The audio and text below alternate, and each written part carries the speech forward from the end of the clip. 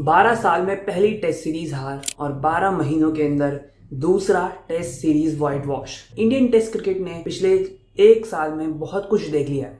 हमारे senior players retire हो गए, हम इंग्लैंड में जाके दो दो बराबर करके आए और हमने घर में दो व्हाइट वॉश देख लिए। और इंडिया की इन क्लीन स्वीप्स के पीछे कौन रीजन है? क्या गौतम गंभीर ही अकेले रीजन है? क्या प्लेयर्स रीजन है? आखिर गलती है किसकी? आज की वीडियो में मैं आपको बताऊंगा 4 रीजंस जिनकी वजह से इंडियन टीम का ये व्हाइट वॉश हुआ है साउथ अफ्रीका के अगेंस्ट। आप इस चैनल पे पहली बार आए हैं तो चैनल को सब्सक्राइब करके जाना, बिकॉज ऐसे ही क्रिकेट रिलेटेड वीडियोस मैं आपके लिए बनाता रहता हूं।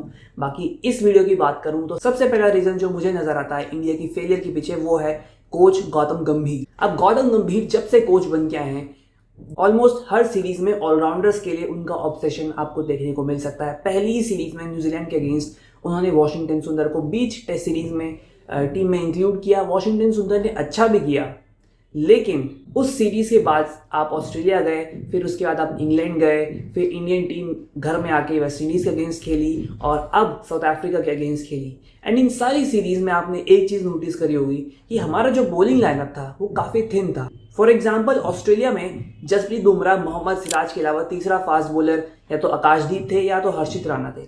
दोनों ही inexperience bowler, and it's very natural कि इनएक्सपीरियंस बॉलर जो होंगे वो हो सकता है किसी एक मैच में अच्छा करे, लेकिन ऐसा भी हो सकता है कि वो किसी दूसरे मैच में एक्सपेंसिव साबित हो जाए। तो ऐसी कंडीशन में आपको चाहिए होता है कि आपकी टीम के पास इनफ बॉलिंग ऑप्शंस हो, इनफ विकेट टेकिंग ऑप्शंस हो। लेकिन ऑस्ट्रेलिया में कभी भी हमारी टीम में इनफ विकेट टेकिंग ऑप्शंस नहीं थे। रविंद्र जडेजा ऑस्ट्रेलिया में विकेट टेकिंग ऑप्शन नहीं हो सकते थे। अश्विन को 20 सीरीज में रिटायर करवा दिया गया। जो एक मैच अश्विन ने खेला भी, वहां पे भी रोहित शर्मा के इंटरवेंशन के बाद अश्विन खेल पाए।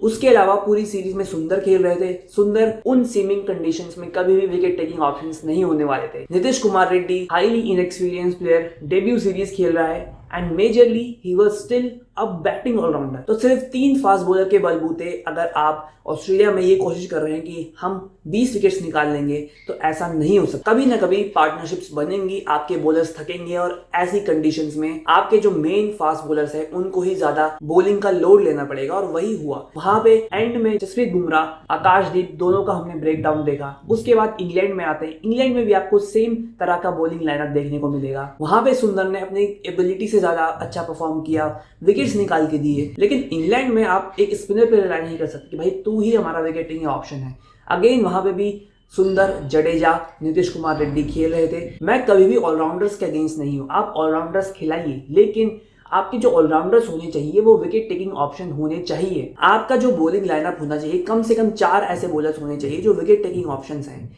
लेकिन ना तो इंग्लैंड में ना ऑस्ट्रेलिया में कहीं पे भी इंडियन टीम के पास इनफ विकेट टेकिंग ऑप्शन नहीं थे।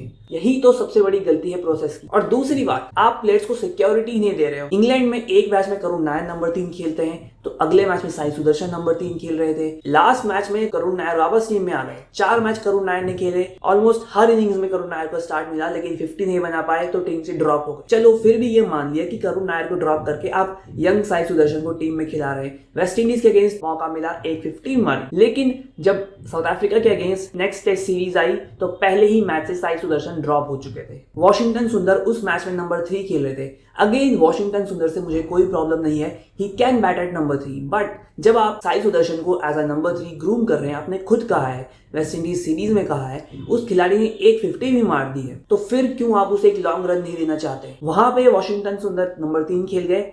अब जब आपने वॉशिंगटन सुंदर को नंबर 3 पे खिला दिया है, आप भरोसा करते हैं उस खिलाड़ी पे, तो अगले टेस्ट मैच में वॉशिंगटन सुंदर नंबर 8 क्यों खेल रहा है? एक कंटिन्यूटी तो लाओ अपने डिसीजंस में। माना कि जुम्मन गिल के इंजर्ड होने के बाद साई सुदर्शन टीम में आए, तो वॉशिंगटन सुंदर का जब आपने डिसाइड किया कि नंबर 3 खेलेगा, तो नंबर 3 पे ही खिलाओ ना। साई सुदर्शन को नंबर 4 पे खिला दो, तो कुछ तो कंटिन्यूटी रखो। अगर टीम मैनेजमेंट के डिसीजंस में कंटिन्यूटी नहीं होगी तो प्लेयर्स में भी सिक्योरिटी नहीं आ पाएगी, और इसी वजह से प्लेयर्स के परफॉर्मेंसेज में भी असर पड़ता है। दूसरा रीजन जो है वो है सीनियर प्लेयर्स का परफॉर्म ना करना। बहुत बात की गई कि यार ट्रांजिशन फेज से टीम गुजर रही है। वही टीम के हेड कोच जो इंग्लैंड सीरीज के बाद कहते हैं कि I hate the word transition, वही साउथ अफ्रीका के अगेंस्ट क्लीन स्वीप झेलने के बाद कह रहे हैं कि टीम अभी ट्रांजिशन में है। तो चलो मान भी लेते हैं इन वक्त के लिए कि टीम ट्रांजिशन में है, तो टीम के जो सीनियर प्लेयर्स हैं, केएल राहुल, रविंद्र जडेजा, ऋषभ पंत, इन 3 का परफॉर्म ना करना टीम को भारी पड़ा। केएल राहुल एक अच्छी इंग्लैंड सीरीज खेल के आए, लेकिन इस टेस्ट सीरीज में सिर्फ 68 रन बना पाए। कोलकाता में उनको अनप्लेएबल बॉल पड़ गई, मैं मानता हूं, लेकिन पूरी सीरीज में अगर 4 इनिंग्स में आपके ओपनर सिर्फ 68 रन बनाएंगे, उसके अलावा ऋषभ पंत ने भी पूरे सीरीज में 50 नहीं मारे। स्पेशली गुवाहाटी में फर्स्ट इनिंग्स में जो उनका डिसमिसल था, मैं उसके बहुत खिलाफ नहीं हूँ, बिकॉज वही उनके खेलने का तरीका है। वही शॉट अगर छक्का लग जाता तो उसकी तारीफ होती, लेकिन पूरी सीरीज में अगर आपके रन्स नहीं आएंगे तो कोई ना कोई इंसान वो एक डिसमिसल को हाईलाइट जरूर करेगा। फिर उसके बाद रविंद्र जडेजा की बात करता हूँ। रविंद्र जडेजा के विकेट्स हैं 11 विकेट्स टोटल जडेजा ने इस सीरीज में ली हैं, लेकिन रन्स जडेजा के बल्ले से नहीं आए। पूरी सीरीज में इंडिया के लिए सिर्फ 250 आई। एक गुवाहाटी की फर्स्ट इनिंग्स में यशस्वी ने मारी और दूसरी इनिंग में जडेजा ने 50 मारी। सबसे पहली बात तो मुझे जडेजा से ये पूछनी है कि जडेजा जब दूसरी इनिंग में 50 मार चुके थे तो इंडिया की ऑलमोस्ट 400 से ज्यादा रन्स की जो हार एकदम राइटिंग ऑन द वॉल थी, तो वो अपनी 50 क्यों सेलिब्रेट कर रहे थे? मुझे समझ नहीं आया कि वो किस बात के लिए अपनी 50 सेलिब्रेट कर रहे थे। आपकी टीम 400 से ज्यादा रन से हारने वाली है and you are doing your celebration just on a 50।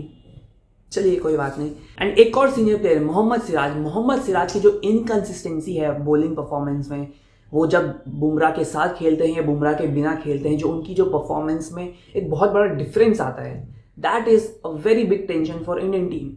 जिस तरह से जसप्रीत बुमराह ने पूरी सीरीज में बॉलिंग करी है, सिर्फ गुवाहाटी की एक इनिंग्स में उनकी परफॉर्मेंस नहीं आई तो पूरी टीम बिखर गई। मोहम्मद सिराज कभी भी खुद से as a wicket taking option lead करते हुए नजर नहीं आए पूरी सीरीज में।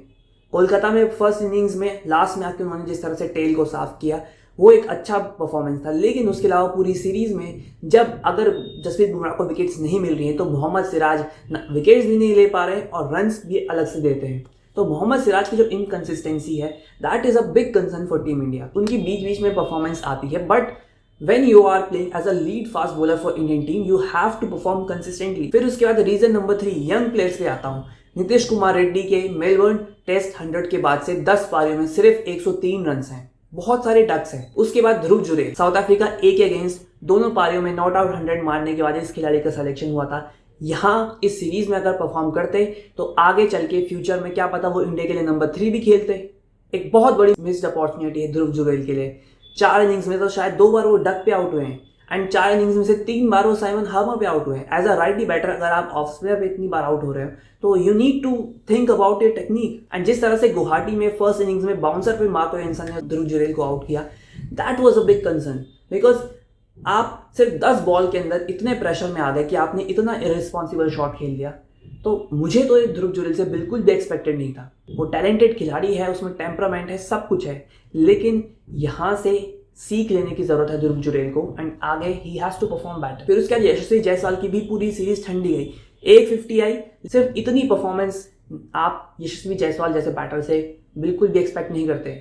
ऊपर से 4 पारियों में 3 बार मार्को एंसन पे आउट होना, ये साफ दिखाता है लेफ्ट आर्म फास्ट बॉलर के अगेंस्ट उनकी जो कमजोरी है वो धीरे धीरे सामने आ रही है। स्पेशली कट शॉट जो खेलते हैं यशस्वी जायसवाल, जब वो बॉडी के बहुत ज्यादा क्लोज कट शॉट खेलने की कोशिश करते हैं तो काफी बार वहां पे डिसमिसल उनका हुआ है and that is a concerning part for me. फिर वॉशिंगटन सुंदर ने भी 4 पारियों में डिफेंस अच्छा किया, लेकिन इवेंचुअली 30 रन के आसपास वो ऑलमोस्ट हर पारी में आउट हो जा रहे थे।